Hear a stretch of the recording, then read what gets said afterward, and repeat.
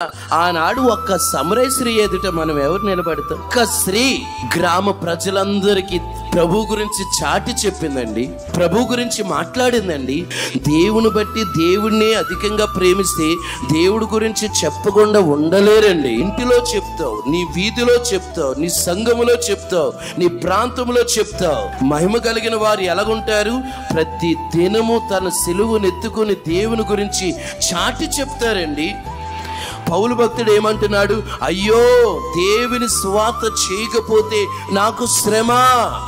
దేవుని మహిమ కలిగిన వారు సేవకులే కాదండి, ప్రతి ఒక్క విశ్వాసి కూడా దేవుడి గురించి చాటి చెప్పాలండి. ప్రతి ఒక్కళ్ళు వంతు ఉంది.